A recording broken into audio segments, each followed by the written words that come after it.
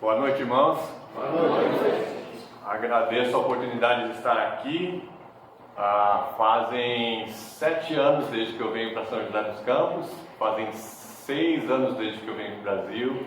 Então a saudade é imensa e fico agradecido pela oportunidade. Eu vejo alguns rostos de vocês que me conhecem desde que eu era desse tamanho aqui e alguns que eu conheci hoje. Então dou graças a Deus pela oportunidade, fico muito animado de estar aqui e agradeço a oportunidade de compartilhar uma mensagem com vocês. Da passagem de João capítulo 15, se você quiser abrindo lá, nós vamos começar lá. Agradeço também ao meu pai que me fez o convite e quando ele me convidou ele enviou uma lista de temas. Tá aqui os temas que você pode escolher. E eu comecei a olhar os temas e eu vi fruto. Eu sei de fruto, eu posso fazer isso aí, esse eu topo, né? E o engraçado é que tem uma frase em inglês que se chama Be careful what you wish for, que significa literalmente cuidado com aquilo que você deseja. Porque uma vez que você começa a estudar um tópico para ensinar para os outros, o primeiro que leva a pancada é você, né? Porque você começa a estudar e você fala, isso aqui está me desafiando, eu preciso fazer melhor eu mesmo. Então isso tem sido verdade para mim. Essa promessa de Jesus, o contexto do capítulo 15 de João é engraçado, é um evangelho engraçado, porque é quase, a maioria de nós acreditamos que foi escrito depois de Mateus, Marcos e Lucas, e é quase que João leu os outros evangelhos e falou, tem um monte de material aqui que eles não escreveram que eu vou escrever. Então nos capítulos 13 até os 17, são todos uma única noite, a última noite de Jesus com os apóstolos. Eles têm a ceia, ele lava os pés dos discípulos e ele tem todo esse conteúdo, ele está tentando confortar os discípulos, os apóstolos, que eles sabem o que vai acabar de acontecer e eles vão ficar desanimados. Então esse é o contexto que a gente vê aqui. Vamos começar a ler rapidinho. Capítulo 15, eu vou começar no versículo 1. Eu sou a videira verdadeira e meu pai é o agricultor. Todo ramo que estando em mim não dá fruto, ele corta. E todo que dá fruto ele poda para que dê mais fruto ainda. Vocês já estão limpos pela palavra que lhes tenho falado. Permaneçam em mim e eu permanecerei em vocês. Nenhum ramo pode dar fruto por si mesmo se não permanecer na videira. Vocês também não podem dar fruto se não permanecerem em mim. E aqui o versículo 5 é a nossa promessa de hoje à noite. Eu sou a videira, vocês são os ramos. Se alguém permanecer em mim e eu nele, esse dará muito fruto, pois sem mim vocês não podem fazer coisa alguma. Agora eu não sei sobre vocês, mas se você ler essa promessa como eu li, eu comecei a estudar, a gente vê um problemão com essa promessa. E é um problemão com uma palavrinha pequenininha de 2 letras. A palavra se. Ou seja, isso torna essa promessa uma promessa condicional. Tem uma condição, não é garantida. E a situação piora. Vamos lá para o versículo 16, ou versículo 6, a gente vê como piora a situação. Versículo 6. Se alguém não permanecer em mim, esse será como o ramo que é jogado fora e seca. Tais são apanhados, lançados ao fogo e queimados. Ou seja, a promessa é boa, vocês vão dar muito fruto. Só que a alternativa não é boa. Então essa promessa carrega consequências reais para a nossa vida. Porque frutificação para quem não permanece, secura e rejeição para quem não permanece. Então eu quero passar o resto do nosso tempo hoje examinando 2 perguntas. A primeira é, o que Jesus quer dizer com fruto? A gente precisa saber o que ele quer dizer com fruto, se a gente vai saber se está presente na nossa vida, né? E daí no final eu vou dar umas 3 recomendações de como nós podemos permanecer em Jesus, que é a condição para nós podermos dar muito fruto, né?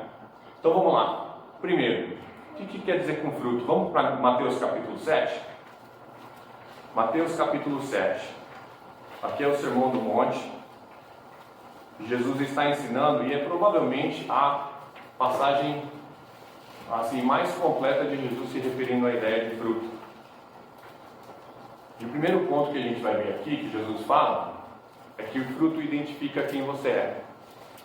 Agora, quando nós mudamos para São José dos Campos, há muito tempo atrás, nós moramos por uns 3 anos numa casa lá no Jardim Paulista. Eu não sei se alguns de vocês até devem ter visto a casa em Jardim Paulista. E no quintal dessa casa tinha duas árvores. Uma árvore era uma limoeira, uma árvore de limão. E foi ali, no nosso tempo ali, que nasceu a famosa limonada da Vicky. Porque eu vou te falar, tem poucas coisas nesse mundo que refrescam você mais do que uma limonada quando você acabou de ir lá na árvore, cortar o limão e espremer na hora. Que delícia! Mas tinha uma outra árvore lá no quintal da nossa casa, e era uma mangueira, uma árvore de manga. E essa árvore de manga dava muita manga quando era tempo. A gente não comia muita manga, e se a gente viajasse e voltasse, o quintal tinha manga espalhada pelo quintal inteiro. E adivinha quem que eram os coitados que tinha responsabilidade de ir lá pegar todas as mangas? Era eu e meu irmão. Os pais, ó, vai lá pegar, tá aqui a sacolinha, vai lá pegar a manga, né? E a gente ia lá pegar as mangas que tinha caído. Agora, se você já viu uma manga que caiu no chão, tá rachada, tá aberta, tá lá alguns dias, tá apodrecida, fica que nem no filme, fica as mosquinhas lá voando em cima, né? Você sabe o que é uma fruta ruim. Até hoje, pra ser bem sincero, eu não sou muito fã de manga. Nós sabemos identificar na vida real a diferença entre um fruto bom e um fruto ruim. Vamos ler aqui Mateus 7. A gente vai começar no versículo 15. Cuidado com os falsos profetas. O que é um profeta? Porta-voz. No Antigo Testamento eles falavam a palavra de Deus, né? O problema aqui é que são falsos profetas. Então se dizem falar a palavra de Deus, mas na verdade o que estão falando não é verdade. Eles vêm a vocês vestidos de peles de ovelha, mas por dentro são lobos devoradores. Ou seja, por fora, aparência, aparenta ser ovelha, aparência é boa, só que por dentro tem uma inconsistência. A parte de dentro não bate a parte de fora. Então vamos lá, 16. Vocês os reconhecerão por seus frutos. Pode alguém colher uvas de um espinheiro ou figos de ervas daninhas? Semelhantemente, toda árvore boa dá frutos bons, mas a árvore ruim dá frutos ruins. A árvore boa não pode dar frutos ruins, nem a árvore ruim pode dar frutos bons. Toda árvore que não produz bons frutos é cortada e lançada ao fogo. Assim, pelos seus frutos vocês os reconhecerão. Ou seja, o que é interessante dessa história de Jesus é que ele pressupõe que nós temos a habilidade de distinguir entre frutos bons e frutos ruins. Então, reconhecer o fruto não é problema, porque ele falou mesmo 2 vezes: pelos frutos vocês vão reconhecer eles. Mas sabe o que eu acho que a gente tem um desafio? O desafio que nós temos é quando nós vemos frutos ruins, de conectar isso com a árvore e ver que a árvore também é ruim. Sabe por quê? Vamos continuar lendo.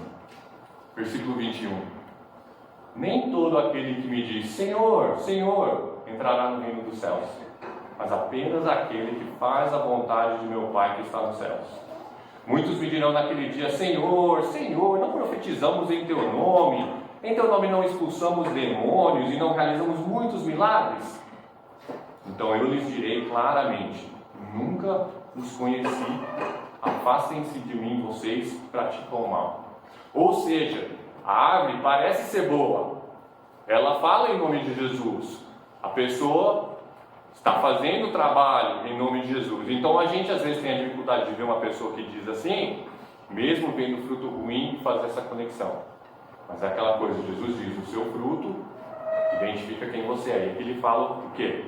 Por que ele condena isso? Vocês praticam o mal. Então eu quero gastar um pouquinho de tempo nessa ideia de prática. Se você perguntar para um médico o que ele faz, ele vai falar o quê? Eu pratico medicina, certo? Então, para ele praticar medicina, o que ele tem que fazer? Tem que estudar por muito tempo, né? Tem que aprender a medicina, tem que estudar. Aí todo dia ele levanta e faz o quê? Ele pratica medicina.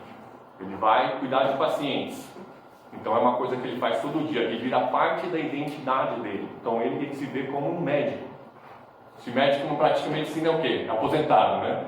Mas é o médico que pratica medicina. A mesma coisa conosco, se nós vamos praticar a Cristo, o ensinamento de Cristo, nós temos que ter a mesma dedicação de estudar, para poder saber o que significa, o que é o ensinamento de Cristo. Todo dia nós temos que levantar e praticar os ensinamentos de Cristo, servir aos outros, até que vire parte da nossa identidade. A prática importa. Às vezes, Tem dois extremos que a gente tomar cuidado quando a gente fala dessa ideia de prática. Um é o extremo do legalismo, né? O que acontece? A minha prática tem que ser perfeita. E se a minha prática for boa, Deus vai olhar para mim e falar: olha como esse rapaz é bom.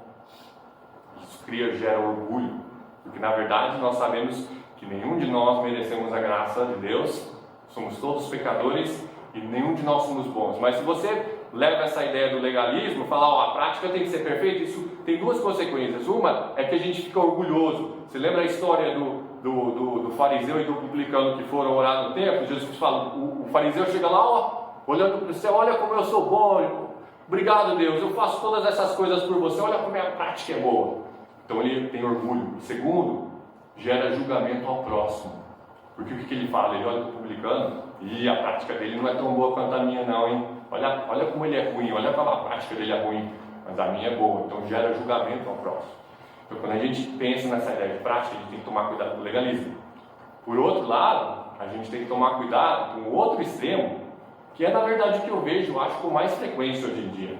E esse extremo faz assim, gente, nós somos todos pecadores e nós nunca vamos ser perfeitos.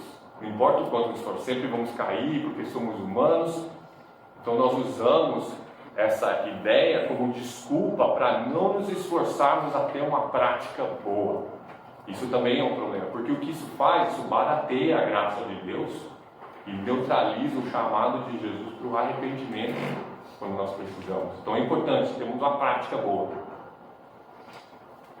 Como que nós podemos reconhecer uma prática boa? Às vezes, nem sempre, mas às vezes é interessante ver a reação dos outros. Por exemplo, você pode pensar, eu sei que vocês podem pensar naquele fulano que sempre está na reunião da igreja, nunca falta. Se a pessoa falta, o pessoal fica até preocupado: cadê fulano de tal? Será que está tudo bem? Eles sempre estão aqui.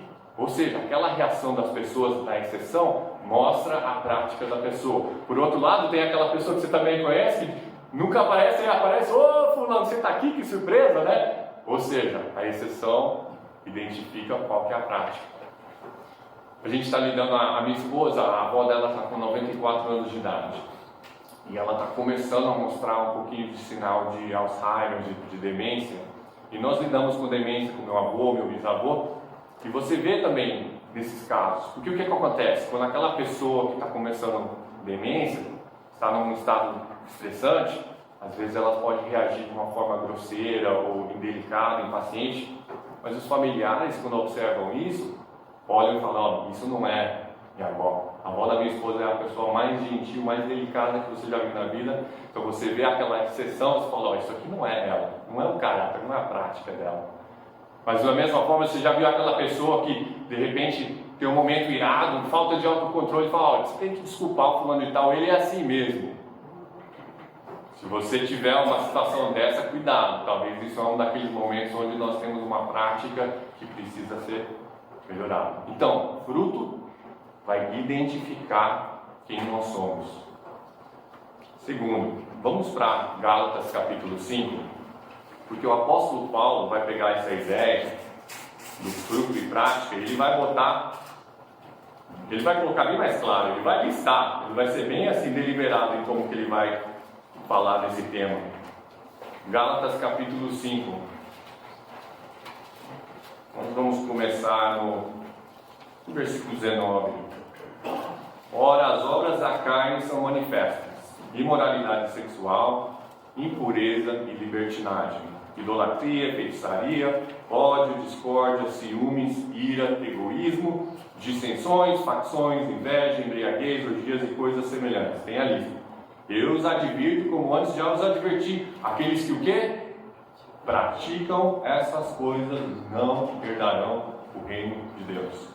Mas está o outro lado. O que? O fruto do Espírito é amor, alegria, paz, paciência, amabilidade, bondade, fidelidade, mansidão e domínio próprio. Contra essas coisas não há lei. Os que pertencem a Cristo Jesus crucificaram a carne com as suas paixões e seus desejos. Se vivemos pelo Espírito, andemos pelo Espírito. Essa ideia de andar na Bíblia, a ideia de caminhada, de jornada da vida, aquela coisa que você faz todo dia, a ideia de prática, né? 1 João 1,7 diz: porém andarmos na luz, como Ele está na luz. Ou seja, se nós andarmos todo dia, essa nossa prática, nós temos comunhão uns com os outros que também estão andando na luz, e porque o sangue de Jesus nos purifica de todo o pecado. Então, se a nossa prática é boa, um momento não apaga uma vida de prática, que nem nós vemos com um avô, uma pessoa querida. Então tá bom, Gálatas capítulo 5. Eu quero fazer um outro ponto aqui da evidência do Espírito, porque o segundo ponto é que o fruto é a evidência do Espírito Santo nas nossas vidas. Eu não tenho tempo de ler agora, mas se você voltar, eu quero ler João capítulo 14 e 15, porque nesse momento que Jesus está encorajando os apóstolos, ele fala várias vezes, ele fala: ó, eu vou mandar um conselheiro para vocês, quando eu tiver que ir embora, é melhor que eu vá embora, porque eu vou mandar o Espírito Santo, eu vou mandar o Espírito da verdade. Ele repete isso várias vezes nos capítulos 14 e 15 de João. E depois, no dia de Pentecostes, ele cumpre essa promessa, porque ele envia o Espírito Santo primeiro para os apóstolos. Pedro levanta e faz o sermão de Pentecostes.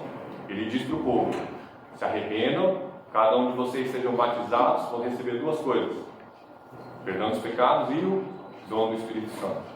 Então, se nós fomos batizados em Cristo, nós temos o dom do Espírito Santo, e se nós queremos saber se ele está evidente na nossa vida, essa lista aqui tem que estar presente na nossa vida. Agora, o que eu acho interessante é que é o seguinte: se você lembra em Mateus 7, quando nós lemos, quando as pessoas estavam falando para Jesus naquele dia: Senhor, o que eles estavam falando que eles fizeram? Nós fizemos profecias, sinais milagrosos, expulsamos demônios, fizemos milagres. E Jesus não debate, ele não argumenta o fato que eles fizeram aquelas coisas, ele simplesmente diz: eu não conheço você porque você pratica o mal. Aqui, Paulo escreve essa carta aos Gálatas depois de ter estabelecido as igrejas da Galácia. Agora, o texto não nos diz, então nós não sabemos, mas é bem provável que Paulo tinha imposto as mãos naqueles irmãos, e tinham muitos irmãos para quem ele está escrevendo que tinham o dom de profecia, que tinham dons de línguas, que tinham dons milagrosos. E sabe o que Paulo fala disso? Nada, porque isso não é evidência da presença do Espírito Santo na vida cristã. São essas qualidades. Então isso é o fruto. Terceiro, fruto está associado à colheita, e eu fico tão feliz. Aquelas coisas que você vê que, será que é coincidência? Eu acho que não, porque eu não vou ler por causa de tempo, mas eu ia referir a Mateus 13, a parábola do semeador. Porque qual que é o solo bom? O que ele faz? Você viu que ele frutifica, multiplica 30, 60, 100 por 1. Ou seja, o fruto na nossa vida tem que ser uma resposta multiplicadora à palavra de Deus. Ok? E também, em Mateus capítulo 9, também não vou ler por causa de tempo, Jesus diz aos seus discípulos, ele diz assim: a colheita é grande, mas os trabalhadores são poucos. Peçam, pois, ao Senhor da colheita que envie trabalhadores para a sua colheita. Então, fruto também é parte da missão, é parte da colheita, é parte do trabalho. Volta comigo lá para João capítulo 15, a gente vai terminar o nosso tempo lá em João 15. Dá uma olhada lá em João 15, ele fala no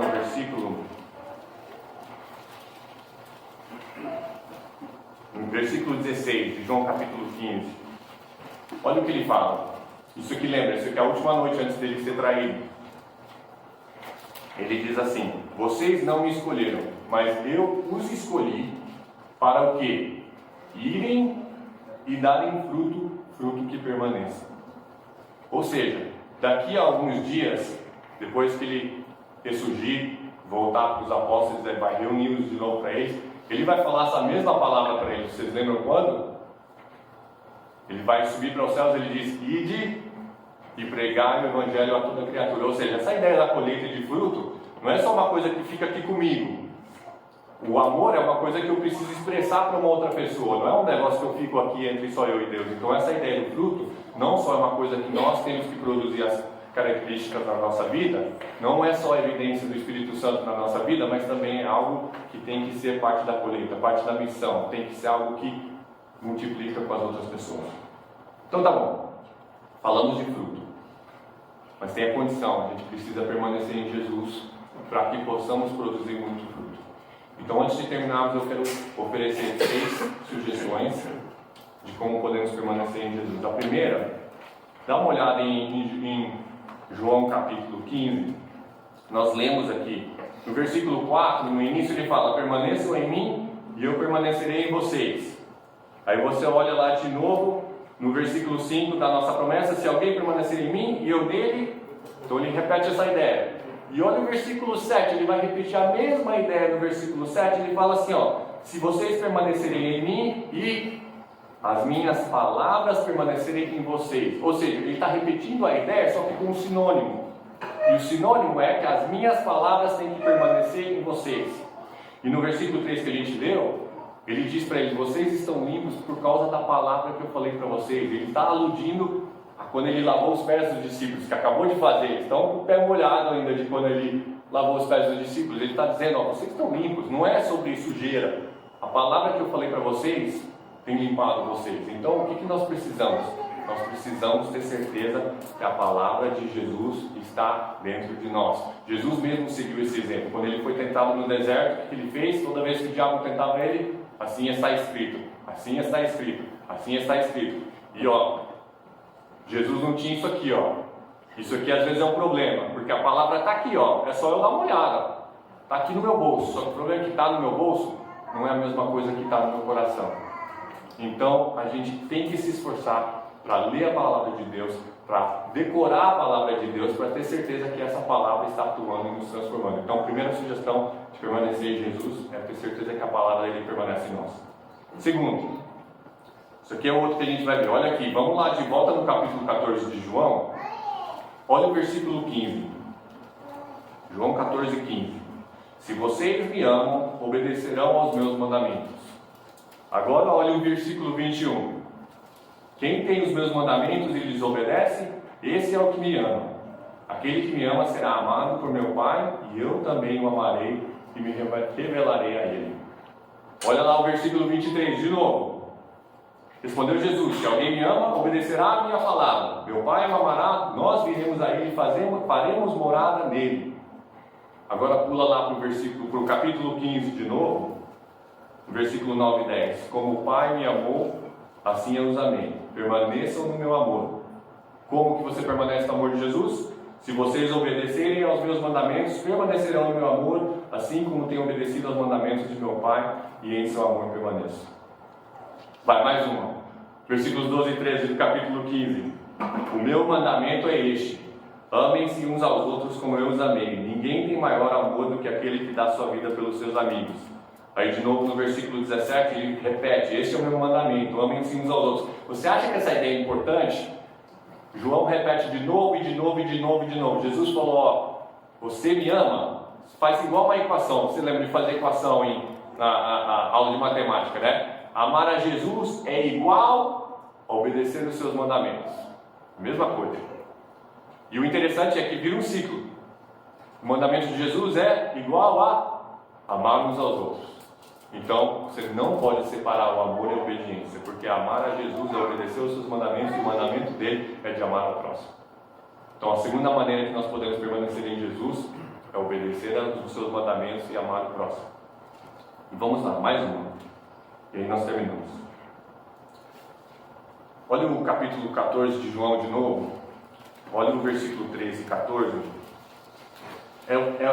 Esse aqui demorou um pouco para eu chegar nessa ideia, porque parece que ele menciona essas frases assim, parece que não são relacionadas, mas elas têm a ver. Olha só, capítulo 14, versículo 13 e 14, ele diz assim: eu farei o que vocês pedirem em meu nome, para que o Pai seja glorificado no Filho. O que vocês pedirem em meu nome, eu farei. Aí pula para o 15, no versículo 16, ele repete a ideia: vocês não me escolheram, mas eu os escolhi para irem darem fruto, fruto que permaneça, a fim de quê? Que o Pai lhes conceda o que pedirem em meu nome. Aí finalmente lá no capítulo 16, pula um pouquinho para frente, olha o versículo 23 e 24. Naquele dia, vocês não me perguntarão mais nada. Eu lhes asseguro que meu Pai lhes dará tudo o que vocês pedirem em meu nome. Até agora vocês não pediram nada em meu nome. Peçam e receberão, para que a alegria de vocês seja completa. Então Jesus também está desenvolvendo essa ideia com os apóstolos, ele está tentando preparar os apóstolos para um relacionamento diferente com ele, que até esse momento ele estava com eles, mas agora o Espírito Santo vai vir e Jesus não vai estar mais presencialmente lá. Então essa ideia de pedir em nome de Jesus e receber qualquer coisa, não é um cheque em branco que Jesus está falando, ó, está aqui o cheque, está assinado em Jesus, é só você escrever o que você quiser e é seu. Não é isso. E não é uma varinha mágica que a gente pode pedir, é só falar em nome de Jesus e o que a gente pedir a gente vai receber. Não é essa a ideia. Pedir alguma coisa em nome de Jesus é pedir de acordo com o caráter de Jesus. O que Jesus pediria? Qual que é a vontade de Jesus? Quando essas são as nossas orações, é isso que ele está falando aqui. Porque aqui, ele até chama eles em um momento aqui de amigos. Eles têm um relacionamento com Jesus. E esse relacionamento com Jesus transforma o coração e as orações dos apóstolos para que eles possam pedir aquelas coisas que Jesus pediria. Jesus fez a mesma coisa. A única vez que eu lembro que Jesus pediu uma coisa por si próprio, que foi: Pai, afasta esse cálice de mim, porque eu não quero sofrer. O que ele falou logo após isso? Que não seja feita a minha vontade, mas a tua. Então, quando nós temos a palavra de Jesus permanecendo nas nossas vidas e nós obedecemos os seus mandamentos e amamos uns aos outros, isso vai transformar as nossas orações para que nós possamos orar aquilo que é a vontade de Deus. E quando nós oramos dessa maneira, com fé, cuidado, Deus é poderoso e pode fazer muita coisa através daqueles que o amam. Então, vou fechar com isso. Por quê? Por que dá tanto fruto? A ideia de dar simplesmente produtividade por si só. Qual que é o objetivo? O objetivo a gente vê aqui, lá no capítulo 15 de novo, no versículo 8. Meu Pai é glorificado pelo fato de vocês darem muito fruto, e assim serão meus discípulos. Então, vamos ter certeza que nós permanecemos com a palavra de Deus em nossas vidas, que nós obedeçamos os seus mandamentos, que amamos uns aos outros e que possamos orar a vontade de Deus, que é o propósito dele, que é que a palavra dele se espalhe por todo mundo e assim o nome dele será glorificado. Que ele os abençoe. Amém? Amém.